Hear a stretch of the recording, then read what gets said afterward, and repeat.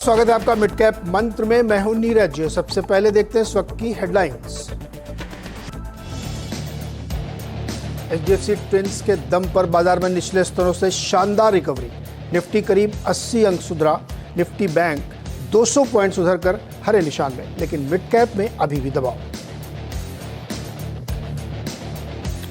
पूरा अदानी ग्रुप आज दबाव में। अदानी इंटरप्राइजेस 5% टूटा। अदानी पोर्ट, अदानी पावर और ट्रांसमिशन में भी 4% तक की कमजोरी।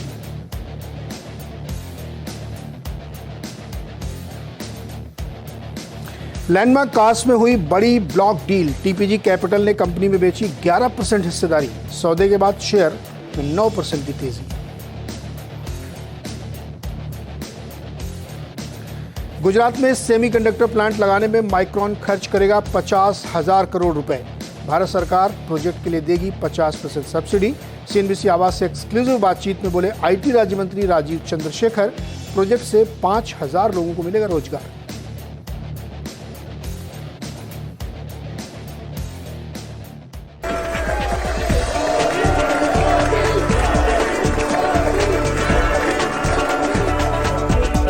Artificial intelligence.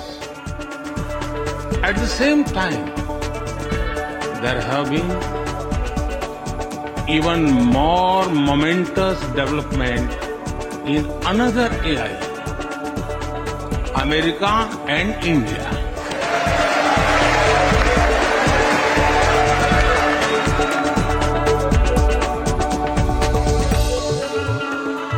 It's a historic visit for both our countries.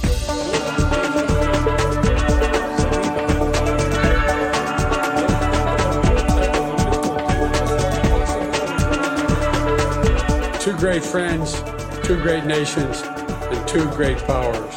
Cheers.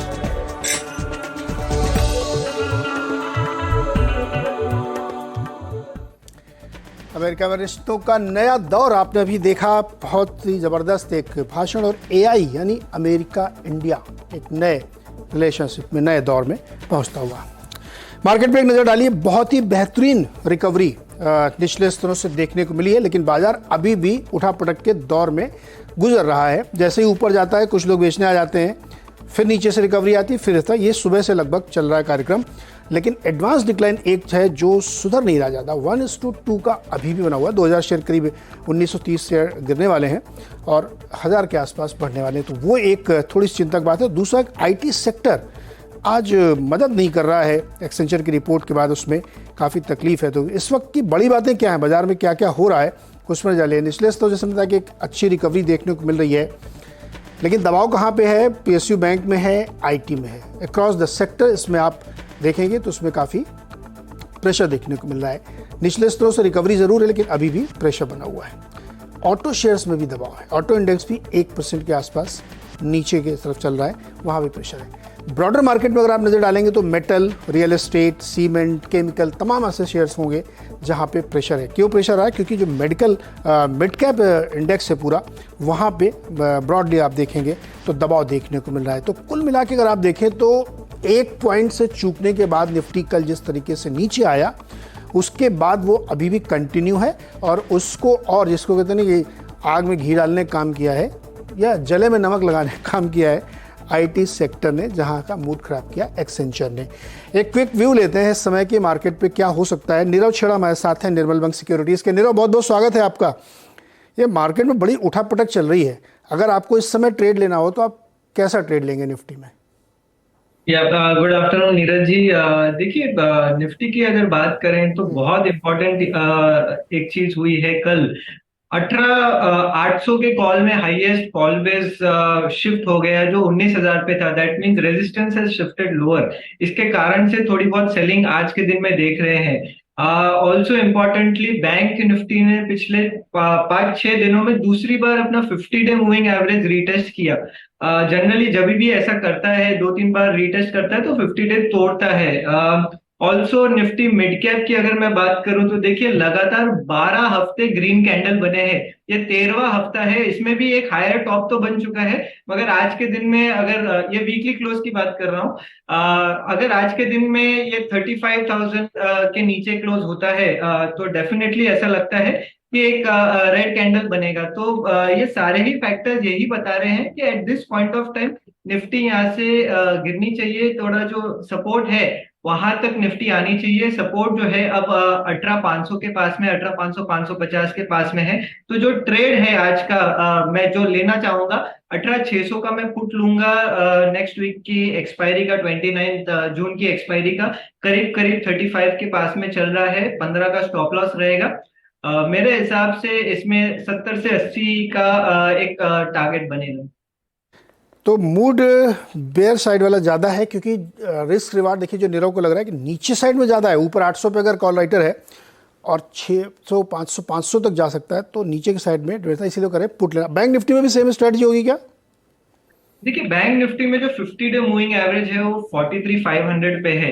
एक बार वो ब्रेक होता है उसके बाद इसमें सेलिंग जरूर करना चाहिए। उसके बाद 43,800 का स्टॉप लॉस लगा है। मुझे लगता है 42,800 से 42,500 ये लेवल्स तक बैंक निफ्टी गिर सकती है। बैंक निफ्टी में भी दबाव सकता है। अच्छा, कुछ मिड कैप स्टॉक्स आपको दिखाऊं जहां पे मूवमेंट है आज। डीसीएम श्रीराम देखिए आप 7% ऊपर, वोकहार्ट 5% ऊपर, ICICI securities, Varroc engineering, LG equipments, angel one और आईसीआईसीआई सिक्योरिटीज दोनों ही ब्रोकिंग वाले हैं और यहाँ पे तेजी देखने को मिली। त्रिवेणी टर्बाइन काफी कमजोर होने के बाद अभी थोड़ा ऊपर आया। नीरव, एंजल वन में क्या राय है आपकी? देखिए बहुत सारे स्टॉक जो नाम आपने लिए वो काफी कंसोलिडेशन में थे और फाइनली जाके उनमें ब्रेकआउट आया है। तो एंजल वन भी एक ऐसा ही स्टॉक है। काफी समय से, इनफैक्ट 2 साल से कंसोलिडेशन में था, मगर अब कंसोलिडेशन ब्रेकआउट दिया है इसने अराउंड 1355 के पास में। तो उसका जो टारगेट बनता है ब्रेकआउट का वो करीब करीब 1690 तक का बनता है। ऑलमोस्ट 90% ऑफ द मूव आ चुका है। तो यहाँ से आई बिलीव के ये स्टॉक 1690 1700 तक जा सकता है। मगर अगर किसी को फ्रेश बाइंग करना है तो 1700 के ऊपर ही है, क्योंकि वो एक बड़ा ब्रेकआउट आ जाएगा 1700 के ऊपर का। तो at this point of time wait करें, कंसोलिडेशन ब्रेकआउट वापस 1700 के ऊपर आने दें और उसके बाद नई बाइंग करें। डिफेंस में भी अब थोड़ी सी स्टीम कम हो रही है। भारत डायनेमिक्स देखिए आप 5% नीचे है, क्या राय बनती है? देखिए बहुत बढ़िया मूव दिया है ये स्टॉक ने, फ्रॉम सब 200 ऑड लेवल्स ऑलमोस्ट 1200 के पास ये स्टॉक गया है। तो कहीं ना कहीं तो थमना है। बहुत बड़े मूव के बाद अब एक कंसोलिडेशन जरूरी है ये स्टॉक में। 1200 के ऊपर गया था मगर सस्टेन नहीं कर पाया। तो एक higher top higher bottom formation जो है अब नियर टर्म में उसके नीचे आ गया है। एक तो आई बिलीव कि ये स्टॉक अब कंसोलिडेशन करेगा इन बिटवीन 1050 तो अबाउट 1200। तो अगर आपके पास है तो यहाँ पे आप प्रॉफिट बुकिंग करें, नीचे में 1050 का वेट करें, वहां पे वापस बाइंग की पोजीशन बनाएं। ओके, तो ये राय है भारत डायनेमिक्स में। नीरव, बहुत बहुत शुक्रिया जुड़ने के लिए और अपनी राय हमारे साथ शेयर करने के लिए। चलिए कुछ और बड़ी खबरों की तरफ बढ़ते हैं। सोलर मॉड्यूल बनाने वाली कंपनियों के लिए एक अच्छी खबर है। इन कंपनियों को जल्द ही सरकारी बैंकों से सस्ते दर पर कर्ज मिलने का रास्ता साफ हो सकता है। ज़्यादा डिटेल के लिए हमारे साथ हैं आलोक प्रियदर्शी। आलोक, क्या है खबर भाई? सस्ता लोन कैसे मिलेगा, क्यों मिलेगा?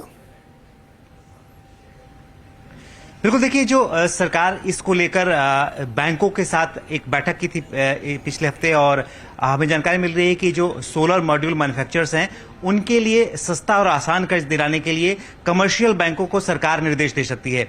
दरअसल इसमें दिक्कत ये हो रही थी कि अभी तक जो सरकारी बैंक या कमर्शियल बैंक हैं उनका लोन प्रोफाइल बहुत कम है, जबकि जो एनबीएफसीज हैं जैसे आईआरडीए, इरेडा या पीएफसी, आरएफसी, इनका ही लोन प्रोफाइल करीब 60% के आसपास है। तो सरकारी और कमर्शियल बैंक की तरफ से जो सोलर मॉड्यूल मैन्युफैक्चरर्स हैं उनको लोन नहीं मिल पा रहा था, लिहाजा एनबीएफसी से उन्हें काफी महंगे दरों पर लोन मिल रहा था। लेकिन हमें जानकारी मिली है कि वित्त मंत्रालय जल्द ही इन कमर्शियल बैंक को निर्देश देगी कि इस सेक्टर को ज्यादा से ज्यादा असिस्टेंस कर्ज के तौर पर दिया जाए। और साथ ही साथ जो एक और बड़ी मांग थी मैन्युफैक्चरर्स की तरफ से कि इसे प्रायोरिटी सेक्टर लेंडिंग में डाला जाए, इस मांग को भी सरकार कंसीडर कर रही है, विचार कर रही है। और अगर ऐसा होता है तो उन्हें कंसेशनल रेट पर आसानी से कर्ज मिल सकेगा। और साथ ही साथ जो प्रायोरिटी सेक्टर लैंडिंग में जाने का सबसे बड़ा फायदा फायदा ये होता है कि जो बहुत सारे औपचारिकताएं होती हैं, बहुत सारे जो दस्तावेजी कामकाज होते हैं, वो सब कम हो जाते हैं और इस सेक्टर को बूस्ट मिल सकता है।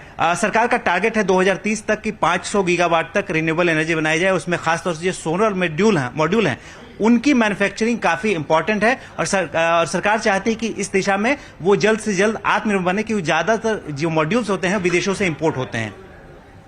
तो सोलर मॉड्यूल बनाने वाली कंपनियों के लिए अच्छी खबर आ सकती है, उनको सस्ते दर पे कर्ज मिल सकता है। आलोक, बहुत बहुत शुक्रिया इस खबर के लिए। और अब सीधे चलते हैं अश्विनी वैष्णव जी के पास, जो आईटी मिनिस्टर हैं। उनसे हमारे संवाददाता असीम मंजंदा बात कर रहे हैं माइक्रोन डील के डिटेल्स पर।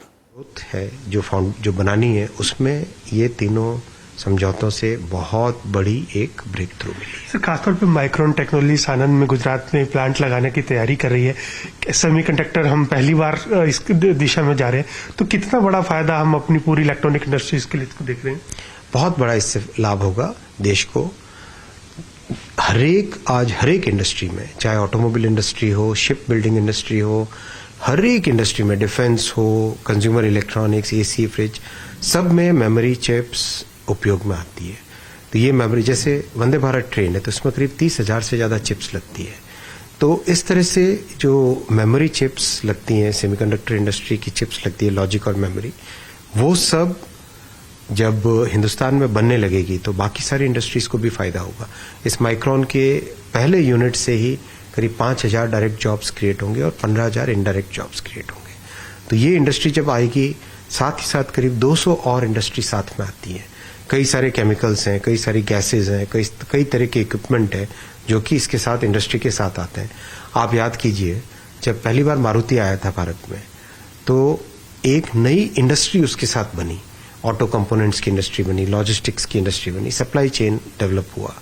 तो इस तरह से सेमीकंडक्टर की इंडस्ट्री में, सेमीकंडक्टर इंडस्ट्री आने से पूरी की पूरी एक नई इंडस्ट्री बनेगी। सर, सरकार की तरफ से किस तरह का सपोर्ट हम देख रहे हैं आता हुआ, और कब तक ये हमको ग्राउंड लेवल पे आती हुई ये इंडस्ट्री दिखेगी सेमीकंडक्टर वाली? बहुत इंपॉर्टेंट पॉइंट है आपका।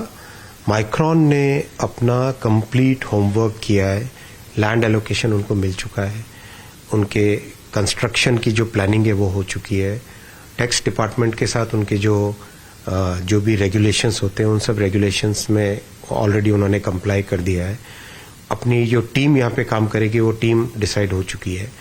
तो करीब 1.5 साल के अंदर अंदर पहला प्रोडक्शन स्टार्ट हो जाएगा माइक्रोन का। तो ये भी एक इंडिया मूवमेंट है। आज से 2-4 साल पहले तक किसी ने कल्पना नहीं की थी कि इंडिया में चिप बनेगी, और अब वो सपना साकार होते हुए जा रहा है। छोटा सा एक ब्रेक के बाद एक और बहुत ही इंपॉर्टेंट खबर आपके साथ शेयर होगी ब्रेक के बाद।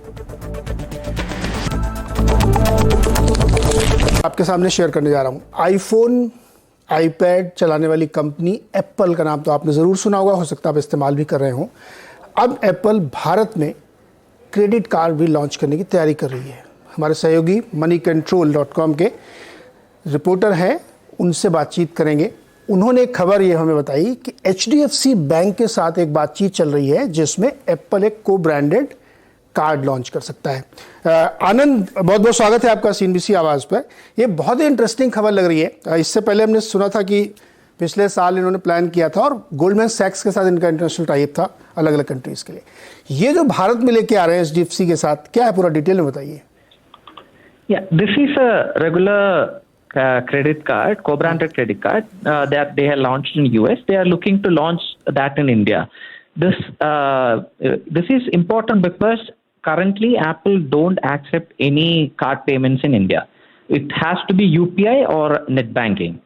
So probably for all Apple related purchases, Apple devices or services, they are looking to route all these payments through their own credit card. So it makes sense for Apple to launch their own card before they relaunch the card payments in India.